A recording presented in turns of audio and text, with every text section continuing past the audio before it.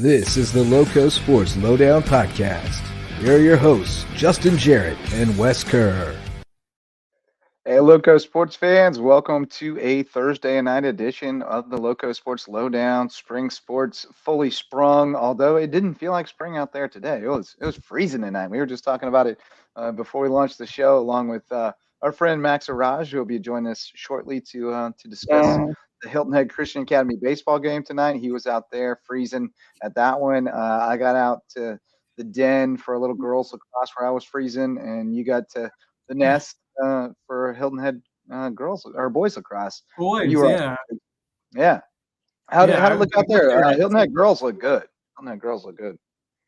Yeah, Kerr Cook's a great coach, and they got a lot of returners from that team last year, so I expect them to have a really solid season. Yeah, I thought the game was at 6. I went over there, and apparently it was at 7. So I, just stayed in the car and I made my way back to the nest. It was a chilly one. Definitely still felt like winter out there. Although it's getting close to tomorrow's March 1st. Hopefully we get to see the weather warm up quickly. But the Seahawks are red hot, and really strong. They got out of the gate flying. They scored the first 8 or 9. It was 8-1 or 9-1 at some point, and they just rolled through there. Really efficient.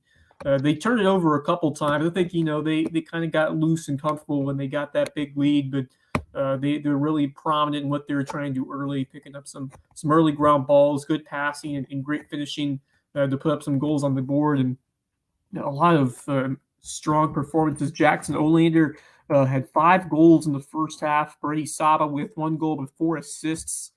So both those guys with 5 points in that first half.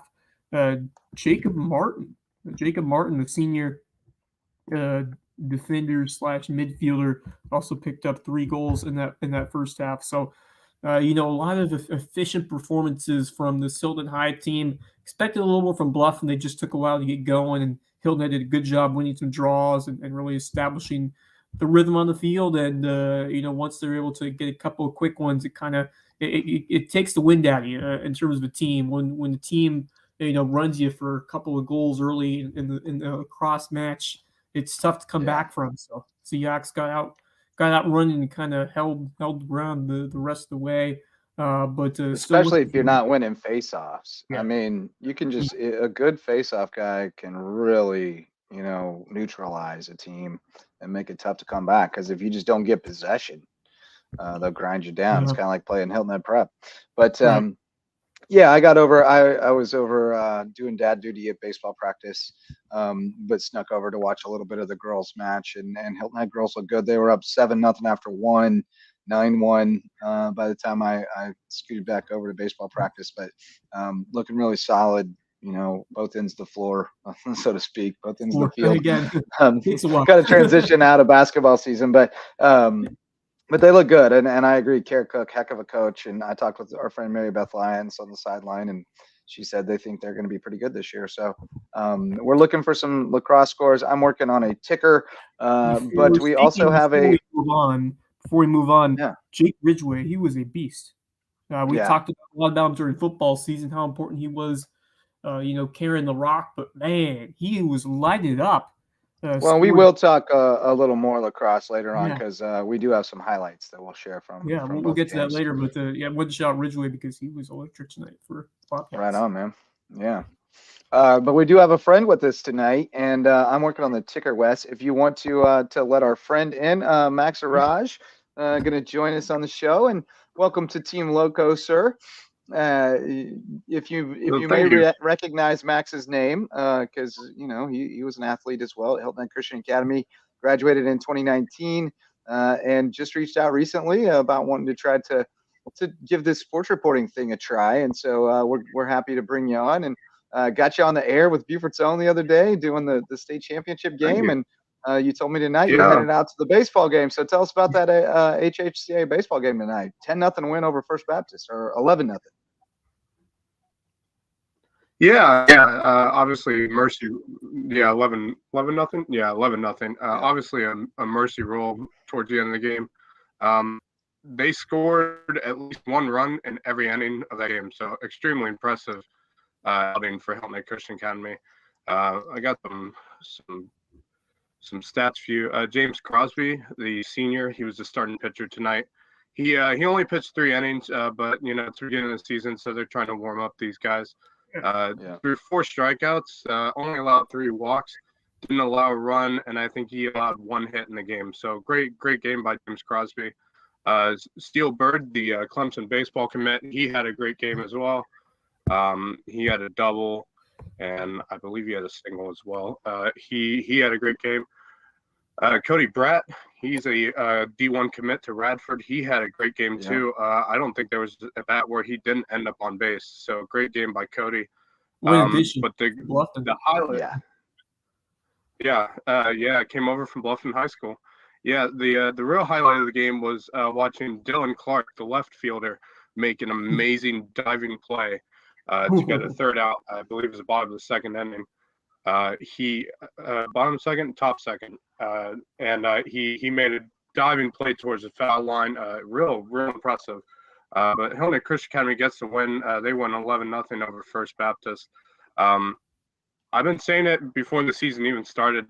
This team they really look like state championship contenders this year. They have everything they need to win a state title. They got pitching, they got offense, they got great defense as well, as I got to see tonight.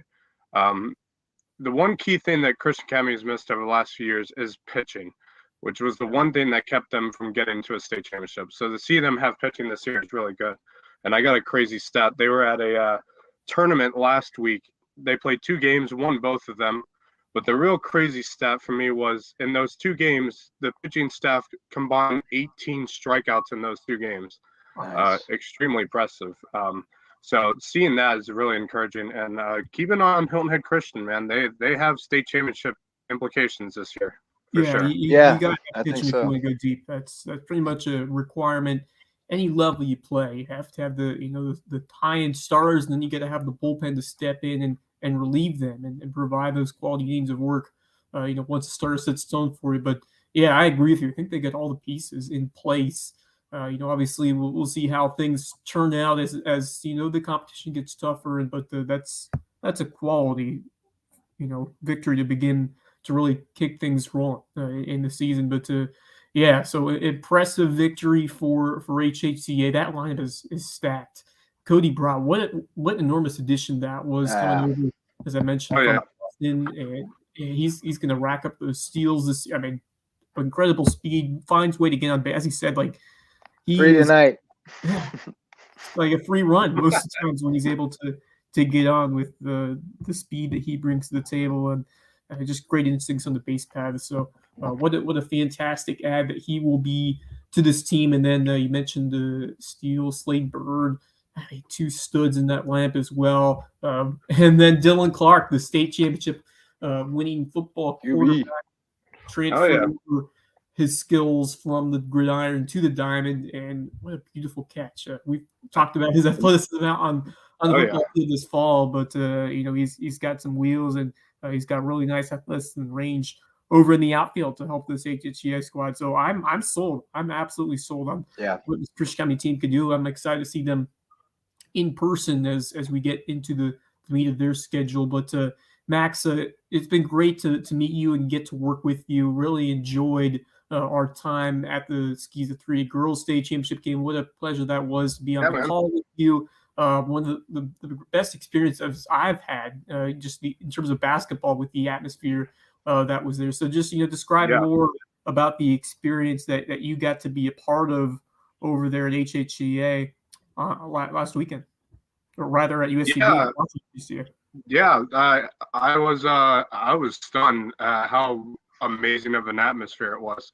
I've watched some of the USCB men's basketball games this year, and it's been loud in there too for some of those games, but I didn't realize how loud it was until I was actually there for a game. And it wasn't even a college game. It was a state championship basketball game. So it was just amazing. And to see this girls basketball team too, win 6 championships in a row. I mean, they started that run when I was in high school at Hilton Christian. I mean, that's how long they've been doing this. It's extremely impressive.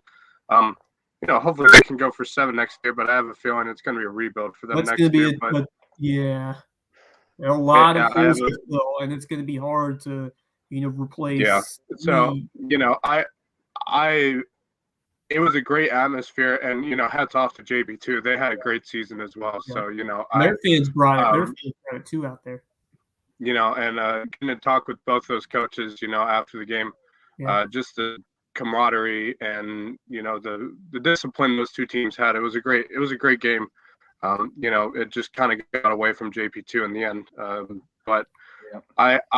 That atmosphere was one of the best championship game atmospheres I've seen for any of Hilton Christian Academy's state championship games. That might be one of the best atmospheres I've seen in my time, not only as a student, but a graduate as well.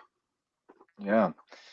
Speaking of which, Wes, you had a happy anniversary for today. It's came across your feed. 29th, so we don't have many of those. It's once every 4 years. So the last time we had a leap day, probably the best girls basketball high school game that I've seen here in the Lowco. Hilton Head Christian and Spartanburg Christian was down by 30 seconds to go.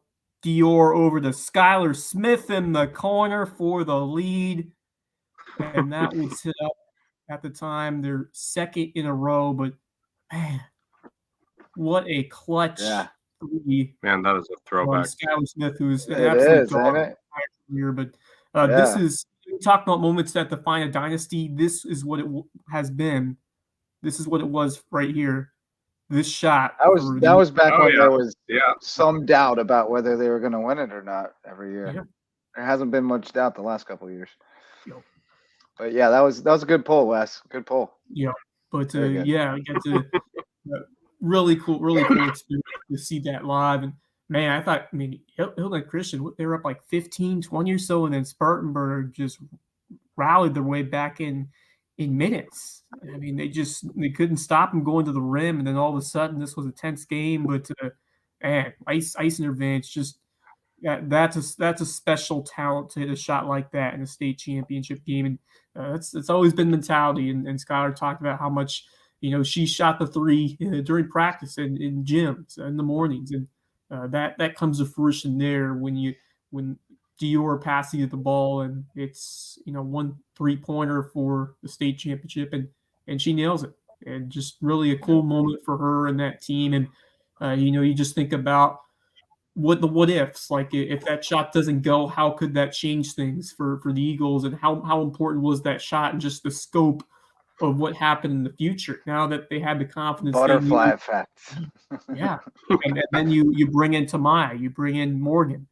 You got to have those state champions improve that culture. And you just think of those moments that define this Hilton Christian dynasty. It's got to be number one up there for, things that really spurred this 6 in a row run for HHCA. So, I thought about it because 4 years ago, you don't get many leap days. That was the last one we had. And I got to see, BA girls win a state title that year. And then right after that, Hilton Christian girls. So, that was fun. But memories like a steel trap, man. Feels like so long ago. It was like one of the last things too. Like the next weekend, we went to see Pringle and Whale Ranch play, and that was the last thing before the world changed. Yep. That was a wild time. Speaking of baseball, May River coming out swinging 9-5 win over Rock Hill.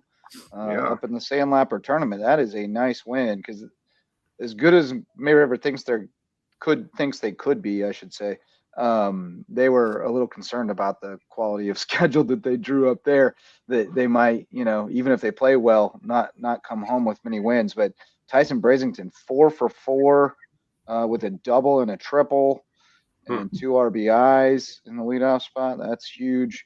Joseph Schroeder, Brasington's committed to Charleston Southern. Schroeder committed to Erskine, or signed with Erskine. He went 2 for 3 with 2 RBIs. Varley 2 for 2, nice. Everybody hitting.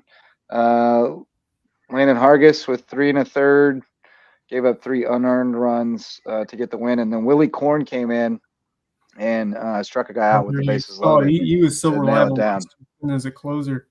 Yeah, he got the save. Well, I guess it wasn't a save situation because they were up 4, but they got the bases loaded against him somehow, and then he struck him out.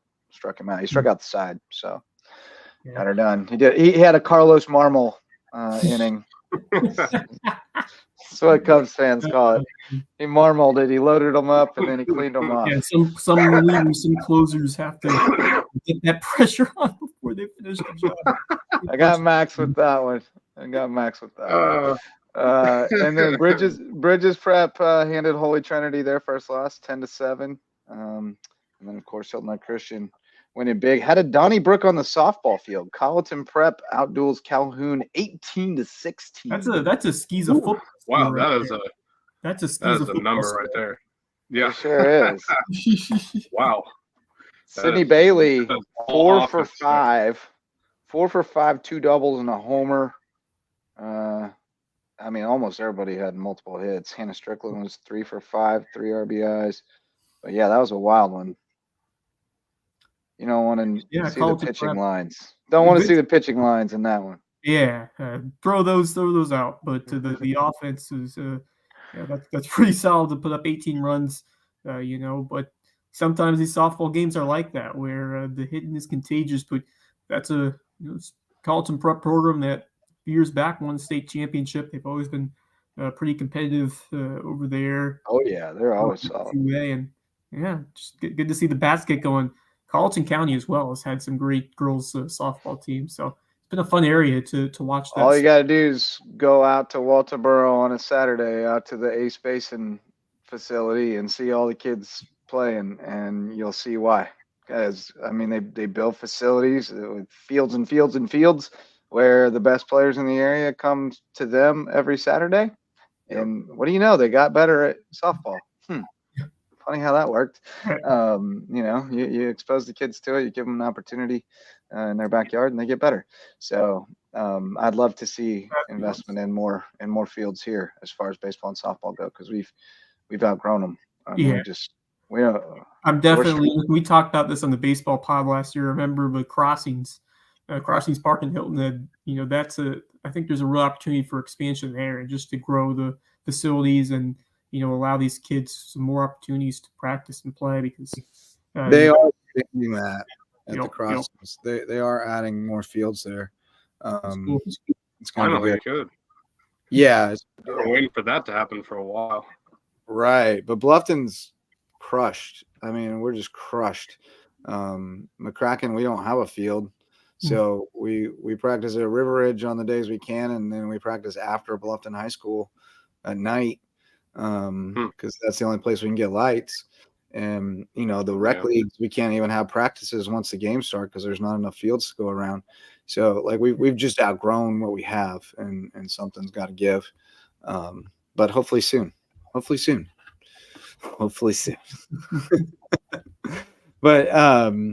baseball and softball, that kind of wraps up that for the night. But Max, great talking with you, man, and definitely look forward to getting you in the mix more often.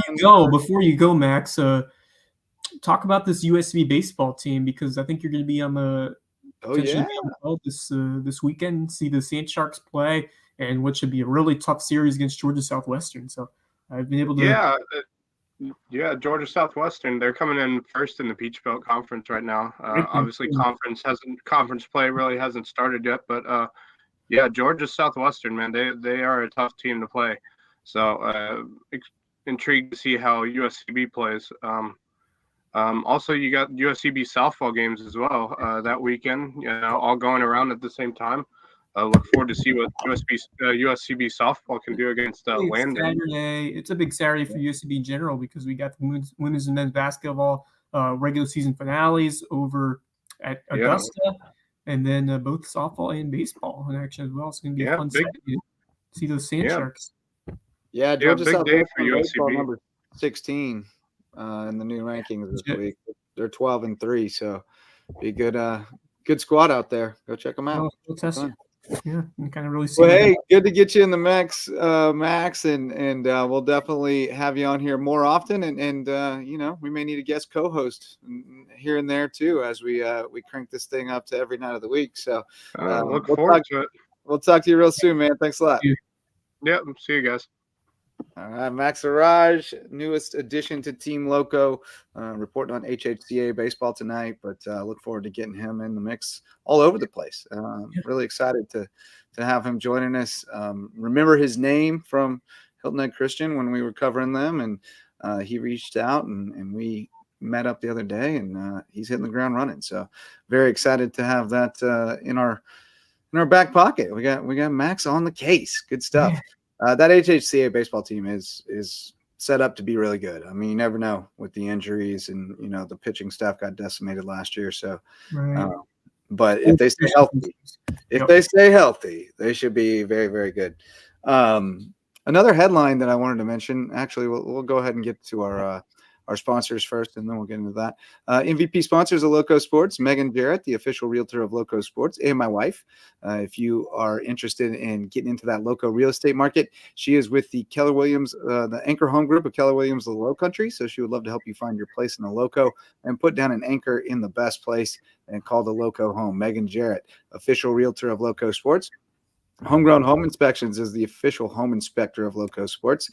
And Jan Lucas and his team are the best in the business in making sure that you're making a great investment, whether it's a new construction or a resale. You want to call on Homegrown Home Inspections to make sure your home is ready to go. Mickelson Law Firm is the official real estate closing attorney of LowcoSports and the official sponsor of our HHCA coverage. The Mickle Squad, Ryan and Tiffany and their team can take care of all your legal needs right in downtown Bluffton. And Hospice Care of the Low Country is the official hospice provider of LowcoSports, the only not-for-profit hospice care in southern Beaufort County. And they do great things for our community through fundraising, through events like the Yacht Hop coming up May 18th over at Wexford. You definitely want to get your tickets today for the Yacht Hop to support hospice care of the Low Country, where it's not about dying, it's about living. But Wes, a headline that came across my radar today that I thought was worth noting is that Kerry Corbett, Mr. Hilton Head Golf himself, was inducted into the Carolinas PGA Hall of Fame. Corbett, everybody who is around the golf community in this area definitely knows Kerry. He's been at the Sea Pines Resort for ever and ever, was the head pro at Harbor Town for a long time, and then director of golf. And then he became director of golf for all the Sea Pines, and then was director of sports operations for the Sea Pines Resort. Finally retired in 2022 as vice president of sports and operations, and super guy. I mean, just one of the nicest guys you'll ever meet, and a great ambassador for golf in Hilton Head. So really excited to see him on this. Add to a list of honors that he's had, but this is a nice one. He is a living Lowco legend, and what a tremendous lifetime accomplishment. Wearing so many different hats throughout his career, and now he's can be remembered for as a guy who found a way to succeed in whatever he did, and just have a smile on his face, be that lasting impression of how important golf has been to Lowco, and just to see all that he's done and all the accomplishments that he's been a part of throughout his career, and he's lended a hand to really put Hilton Head on the golfing mat, and just everybody knows all he's done, and just a great individual, outstanding contributor to what's been such an important sport in our society and in our community. So huge congratulations on a job well done. But while we are on the golf subject, how about we talk some heritage? Because we are less than 2 months away, almost a month away from the tournament, and it is coming. It comes very, very quickly. It's going to look a little different this year. The field is going to be cut significantly from almost 150 to about 74, 76 players. There's going to be no more cuts, so everybody's going to stay around for the weekend. And from what I'm hearing is the top players won't be required to attend, but you still, because obviously the week after the Masters, you're going to see some guys want to take the week off, but I expect still a solid field, especially with the elevated prize money that's available for the winners here. And elevated and no cut is basically you're saying you're getting making money. It's an appearance fee, right? You're getting paid to come to Hilton Head on vacation the week after the Masters. So if you win a golf tournament too, great. No, I think that's the idea, is that you place that the week after and you entice those guys to, come on up. And if you don't play well, it's okay, because there's no cut. You get paid and you get to hang out at Hilton Head. Win-win.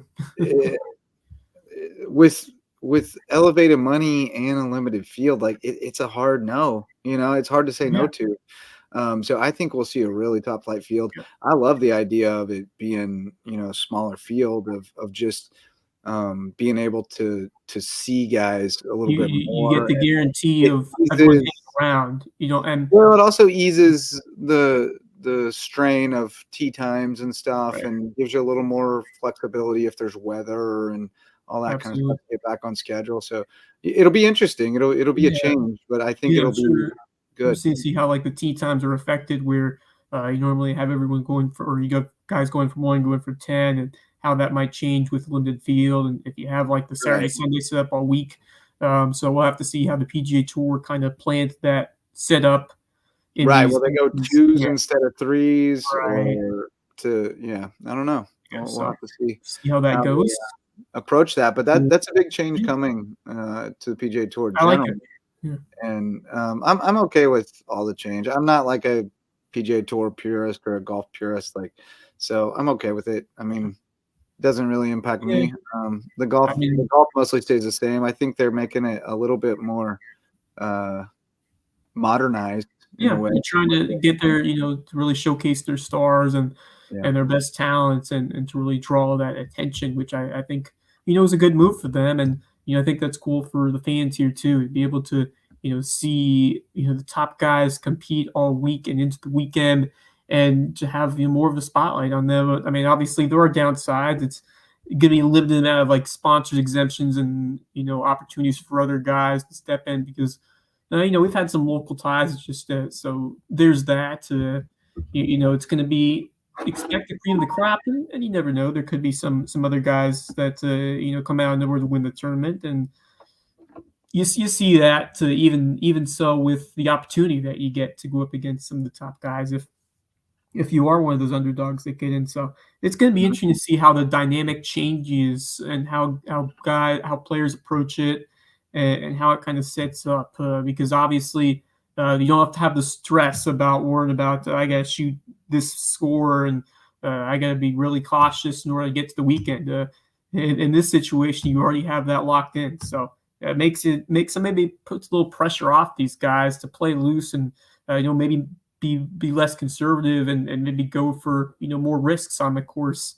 In that sense, and it can really, elevate the play as a whole in that regard, to just more, loose and fun golf in that sense, especially, when compared to a typical tournament setting. So I think it's a lot of fun.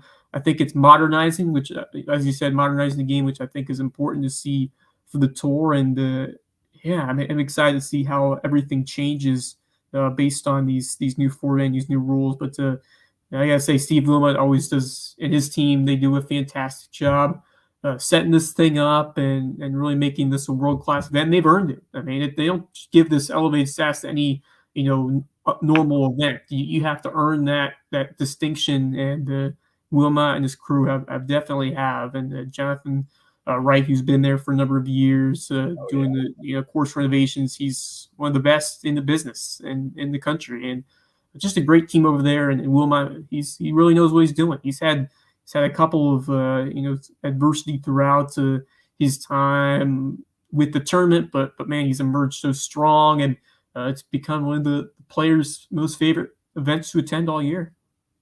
Yeah, it's a phenomenal event. Wilmot's the best. I love that guy, and he loves what he does, and he loves the community, and it's a great event, man. I have really developed an affinity for it over the years of it just means so much to this community, and the impact that it has, the charitable impact that it has, and those are the things that really tug at my heartstrings. In the way that, you know, you have the schools out there collecting garbage for a fundraiser and parking cars for a fundraiser. And that's always the fun part, is when I run into Bluffton football players or you know, other athletes from these schools and get to talk with them. Hey, how's it going? And thanks for doing your part, helping us. And it's always fun to, you know, see those guys there, and you just see community members and embracing this, you know, opportunity and being a part of this tradition. So that's a really cool part and you know, wrinkle of what makes this tournament so special here. So as you mentioned, Heritage Classic with scholarships and, you know, giving back to the community and helping our students you know, achieve whatever they set out to do at the college level and beyond. And that's a big part of it too, to see their commitment to, you know, empowering the future leaders. So that's another cool thing that they do. Yeah, no doubt. Good stuff. Looking forward to the Heritage. Let's check out some lacrosse highlights. I got the girls' lights up first. I don't have a final on this score yet. I know Hilton Head was winning convincingly 9-1 when I left in the second quarter. So I feel pretty confident the Seahawks were able to bring it home. But they look solid. The offense was pretty effective. When they had possession, they were usually able to work it in and get a good look at it. Bluffton goalie made some nice saves. Really well. Hilton's always been a really well coached team. All right, they pass the ball and they get ground balls. They do all the fundamental things really well from what I've seen with these Kerr Cook led squads. They've always been really consistently good, even when they've seen some players leave to some will play at the next level. But to, you know, talking about who they have back this year, Ashley Ames has been a nice contributor. Veronica Markowitz, just naming off some players that impressed me last year. Lily Friday, but then Maddie Massey has been their star out there. She's been the main scorer. But they've got a lot of pieces from these last few years, and they've consistently gotten pretty deep in the playoffs. So now that a lot of those are seniors and upperclassmen, you got to be excited for what obviously this. It's tough. There's a lot of quality girls lacrosse teams, but you know, this program has really set the standard for lacrosse these last few years in the Lowco, and you know, it starts at the top of Kerr Cook, and these players are always so dedicated to what they do. So, and give credit to the goalkeeper for Bluffton for hang it. She made some nice stops. Yeah, she made some nice stops. I saw the guys' final was 22-6. They got after them. Wow. Yeah, it was 13-5 at halftime, and their guys look good. Yeah, 22 goals. That's impressive stuff for lacrosse.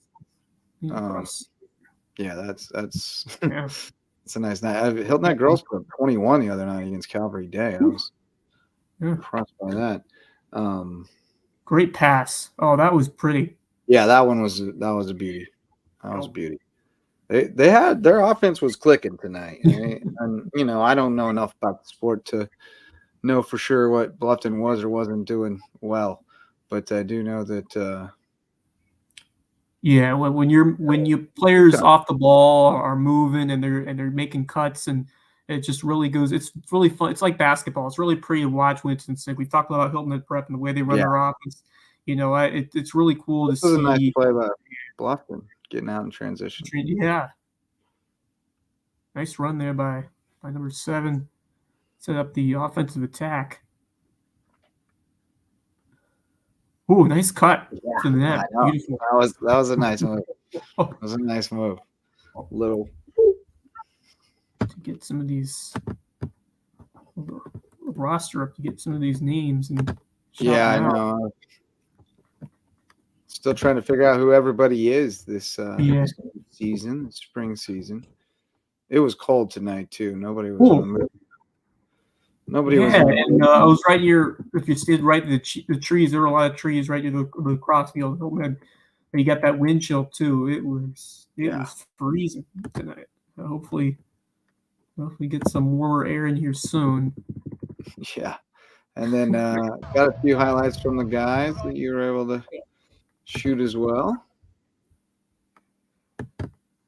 Yeah, As you mentioned, Ridgeway coming over from May River definitely gives Bluffton's lacrosse program a little boost, but they're still a little overmatched against. Yeah, Hilton's pretty top heavy with the guys they have.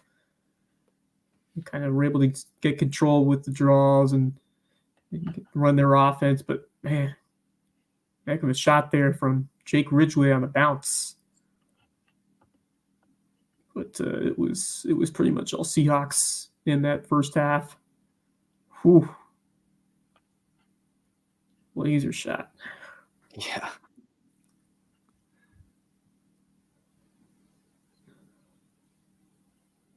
Seahawks, they've got some quality scores. They've been passing the ball well.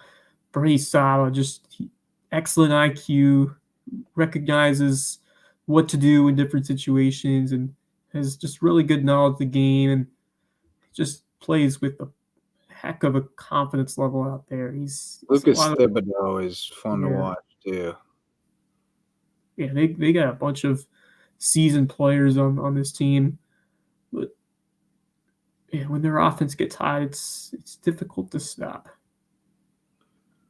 Yeah, I saw them a couple times last year and enjoyed watching them play. Yep. Great passer. Yeah, that's nice. Working behind the net. I love that.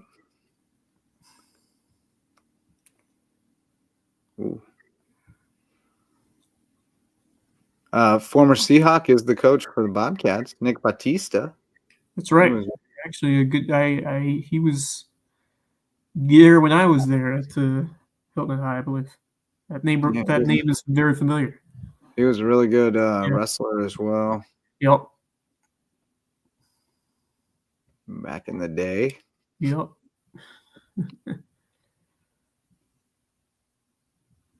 I like the field over at Hilton Head too. The little cross field. Sometimes they play over at the Nest at the football stadium.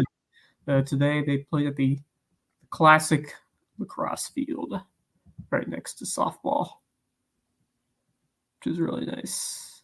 It's a cool environment. I like the lacrosse specific fields that have the netting up, and it just gives it a better vibe for me.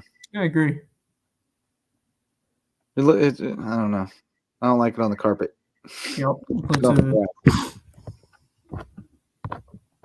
Just going back to some of these guys on this Bluffton team or this Hilton Head team, the way I mentioned Saba, I mean, lighting up the scoreboard so far this year, especially with his passing ability, 4 assists in that first half. I don't have the final stats with me, but we'll relay those in future shout-outs once we get them. But Jacob Martin at attacker he had a really nice fake-out move on the goalie on one of those highlights that we just saw to get that easy tally at the net. And then Brady Saba, I mentioned him. Jackson Olander with 5 goals in just that first half. So he was lighting it up.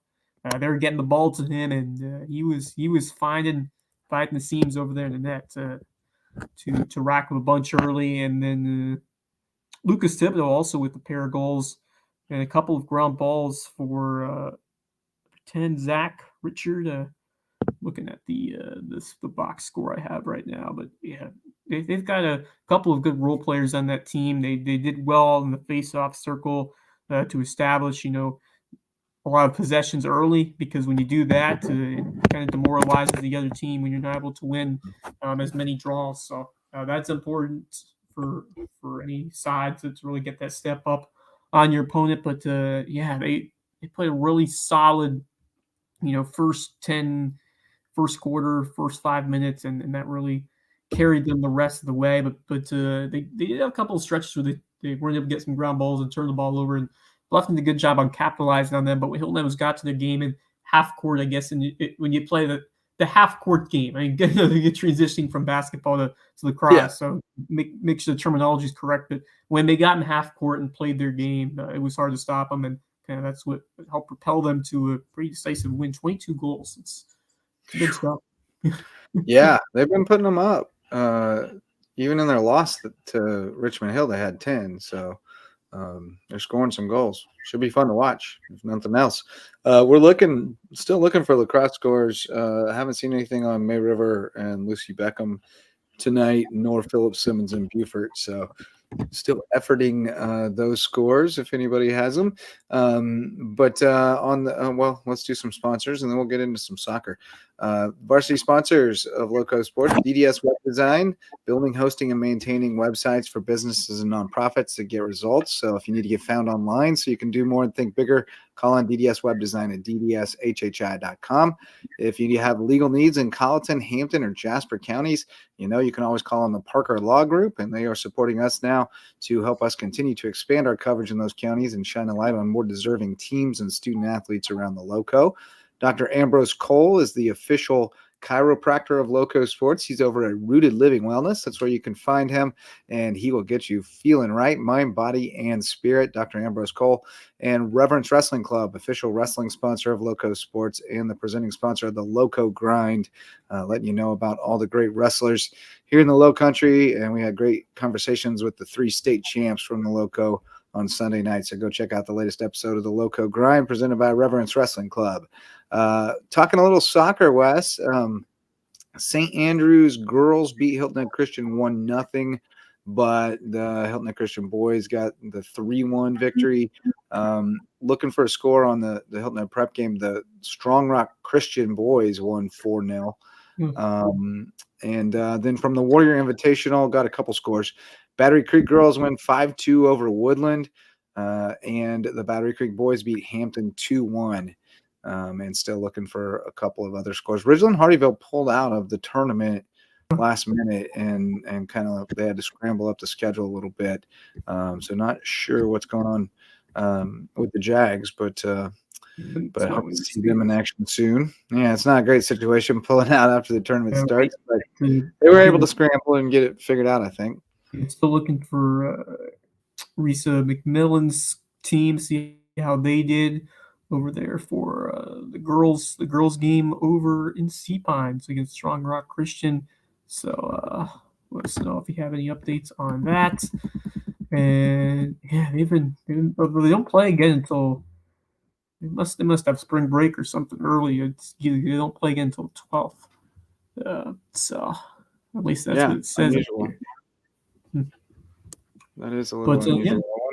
I wonder if all their games are. Yeah, they have a backloaded schedule. It looks like they got a lot going on in the end of March, and then you get to the region games at JP2 and Hilton Christian Academy, and they got they're definitely backloaded in terms of backloaded. That's kind of what they did last year, and they definitely found their grooves to win on. So good to get your feet wet for a couple of these games, and then you get ready to roll right into region play, and they got a lot of. They play a lot of high school league teams. They're at Hilton High April 1st against Bluffton April 2nd. So back to back on March 22nd. Yeah, so I love it. Bring it on. Like they're like, bring them all on. Let's go see what we got. Yeah.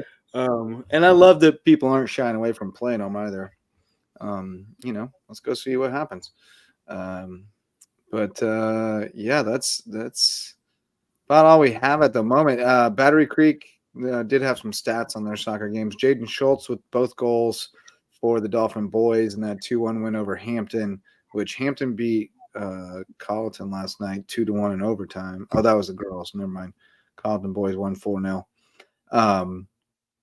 Then the other one in the girls' game, Sophia Felix and Angie Murillo each had 2 goals, and Dariela Garcia had a goal for Battery Creek. So nice win. Oh, yeah, and May River, 7-0 over Effingham County, the girls. We had Coach Moldenhauer on last night. They're 16-0 through 2 games. Looking good. That's pretty good if you ask me.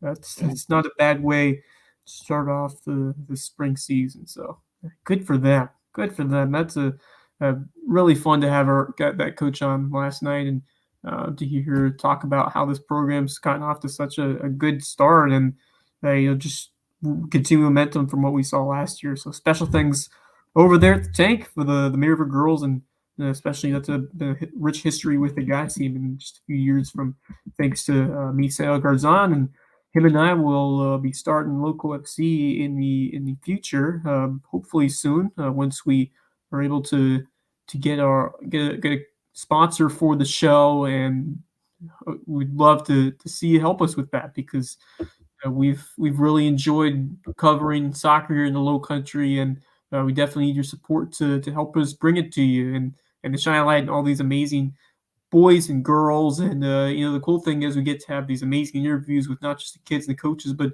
other soccer figures around the Loco and beyond. So if you want your soccer fix, help us come through and support us, and we can get this show rolling. Yeah, if you have any potential sponsors that you'd like to recommend, we would love to hear from you. Oh, Madeline Baker, 3 goals and an assist. All right. Very nice. Work. Thank you. Nice work. Yeah, appreciate that. Because I had to scoot out of there before I could get the stats. So good to know. But we'll be scraping the Max Preps to see who all we're going to shout out over the next few days. Definitely. Again, that May River baseball score, that's impressive. 9-5 over Rock Hill. They got a couple more tough ones tomorrow, unless they've switched up the schedule. I think they have Gilbert and North Augusta tomorrow, which is a handful. That's a handful. They play 2 tomorrow. Oh, wow. Yeah, back to backs. So that's a heck of a tournament they're playing. They're the Sandlap Classic up around Columbia and Gilbert. So yeah, anything else you want to talk about tonight, Wes? Anything standing out to you? Yeah, both those Hilton Head lacrosse teams look really good. We talked about that. May River, you mentioned them. Battery Creek girls soccer. That's really cool to see this. That's a really nice win, 5-2 over Woodland to see Felix and Maria Sophia Felix has been someone who's done great things over the years for Battery Creek Athletics General, especially that soccer squad. But man, that May River girls team, jeez, what a way to really begin this 2024 spring season. They've got, she talked about it last night, but some great senior veterans who have set the table for this group. And I just think that if they're able to sneak in and get into the playoffs, and they as well as anyone from this region have a chance to go deep. But I just think they're building something really special over there at May River compared to other schools around here. So keep an eye on that Shark girls soccer team as we go forward. And nice win for Hilton and Christian County boys, getting it done 3-1 over St. Andrews on the soccer side. So definitely excited to dig into more of these teams and players in the future. They're hopefully soon. Misael Garzon, we can get that rolling. But HHCA guys are off to a solid start. I think the girls will be fine. They're just, some of them a lot of them are coming back from. And then Hilton Christian Academy, we talked at the top with our guy Max, but this team seems legit, and the way that they're able to improve their lineup this year and add some quality pieces, especially getting that speed with Brat alongside the improvements of what we're seeing with the Bird kids, and then they just got a lot of speed across that starting 9, and then the Bats have the potential. Certainly they've lost some guys these last few years. You love them. Love to see a couple more years, but it's a really solid core that I think it has a real chance, especially if the pitching continues, because that's really the key in this high school baseball scene is the pitching has to stay solid, and you got to stay healthy heading toward the playoffs, because that's really what it boils down to, as we mentioned earlier. So I'm pumped for Hilton Christian. I'm pumped to see some more baseball in general, because I think it's really going to start getting busier in the future into this week. So I'm pumped for that.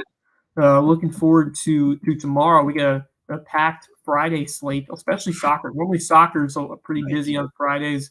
Baseball and softball like earlier in the week at like Mondays and Wednesdays, and then soccer like Tuesdays and Fridays. But that's the normal schedule. But you never know. It can be various throughout the weeks, but Friday's normally a busy soccer day. We got a lot going on here in the Low Country. Hilton Head girls at Beaufort in a nice and fun non-region contest.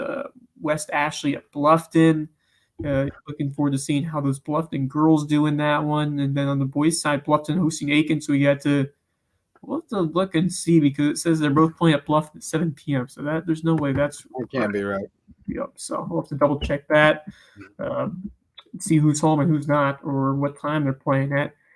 Irmo is. I remember entering that and knowing that they couldn't both be right, but I didn't know which one was wrong. It still says Bluffton boys are at home against Aiken at 7:00 tomorrow night on Max Preps. This is what we deal with, people. How are you supposed to know? Where are you supposed to be? Bluffton, it says, is home at 5:30 against West Ashley. Okay, so we got the correct. Yeah. Double header. Nice. That should be pretty good. Yeah, that's the place to be. I think Friday night to, see the girls team to get in action because we haven't seen much of them. Then how can the guys follow up that 5-0 shutout over defending 3A lower state champ Buford? What can they do for non-court? They've got a couple of exciting stars that have stepped up for that Bobcat team. I was really impressed with what I saw. Fox, he's the man. He can really energize a group and just got that dynamic leadership that spreads throughout a team. So we'll see if Bluffton can, because that's only a solid soccer area over there. So yeah, that's a good place to be. USCB, the Ville, checking out USCB baseball against Georgia Southwestern, number 16 team. That's a good place to be. Yep. Although it may get rained out. Yeah. That's the Debbie Downer news about tomorrow is we may get a rain out. Now they'll play some soccer through the rain. Yeah. The field, the turf field should be fine. Yeah, Whale Branch Middle will be a sloppy mess, but Whale Branch High and Battery Creek will be fine. And then we also, if it doesn't get rained out, have baseball on the farm. JP2 at Patrick Henry. That's fun. That's a good time. I love baseball on the farm. But, good times to be had by all. Get some Lester's barbecue before and call it a night. But also got soccer on the farm. It's going to be a busy night on the farm. Yeah. Love it. Come to the soccer and stay for the baseball. You get to get 2 in 1. Yeah, should be good times. Well, the Lowco Booster Club helps make all these live shows possible and all of this grassroots local sports coverage. Court Lifestyle Pros are in the Lowco Booster Club. Daniel and Debbie Court are Lowco natives who want to bring you home to Hilton Head Island. They're with Charter One Realty, the Court Lifestyle Pros. Revive Rehab, women's health and pelvic floor physical therapy. Dr. Allie and Dr. Jen want to get you feeling better after you have a baby. So if you have a friend or if you yourself or somebody you know is struggling with postpartum care, you can call on Revive Rehab, women's health and pelvic floor physical therapy. Eagle Creations is great for promotional items and custom apparel, as well as custom gift baskets. They have a great showroom over on Argent Boulevard where you can see all they have to offer at Eagle Creations. Jay's Barbershop is the place to be in Ridgeland, whether you need a haircut or not, whether you just want some spicy conversation or you need to get the latest style. Stop by Jay's Barbershop in downtown Ridgeland. Barefoot Floor Care of the Low Country. Chris Odom will get your floors so clean your feet will thank you and leave you feeling good about yourself too after a great conversation. Prime IV Hydration and Wellness. Go see Max and the team over in Belfair Town Village to get juiced up. And that's the Lowco Booster Club.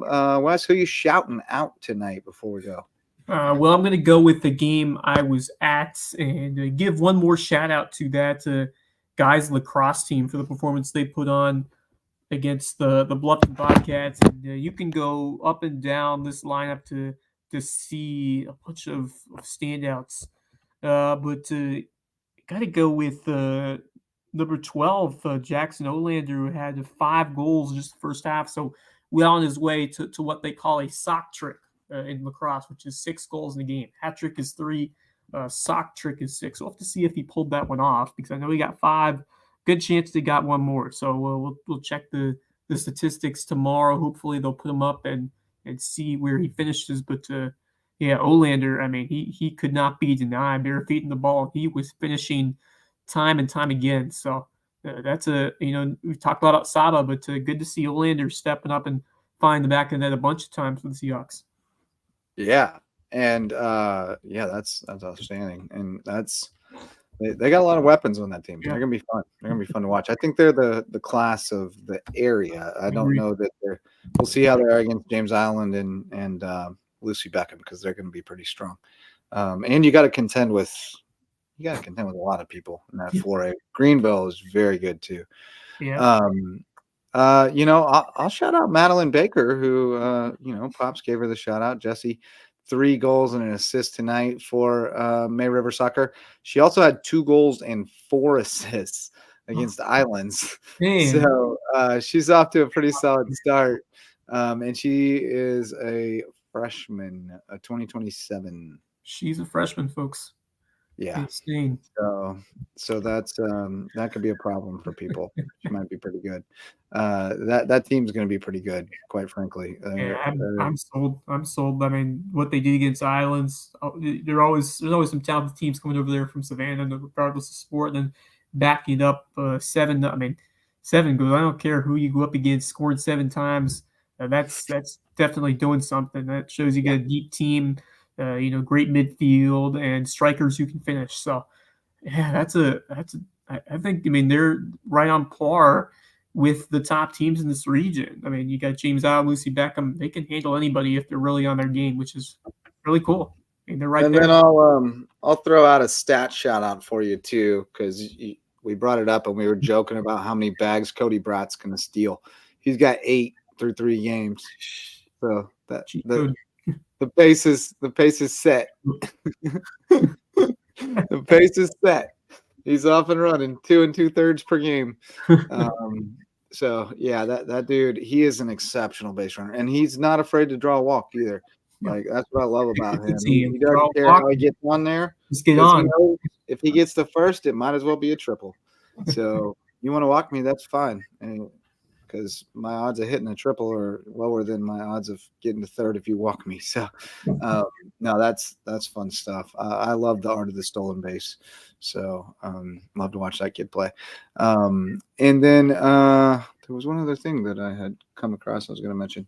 Oh, I just wanted to shout out again the Colleton Prep softball team.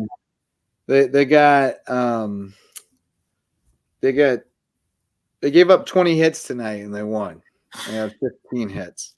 Now the scorer didn't score any errors, which I find highly suspect. Yes. But nonetheless, Sydney Bailey 4 for 5 with 2 doubles and a homer and 3 RBIs and 3 runs scored. That's shout out worthy for sure. And also Kerr Cook. Kerr Cook's team is shout out worthy in general. You know who's on that team? Speaking of the heritage, Annabelle McSwain, all grown up. Yeah, high school lacrosse player.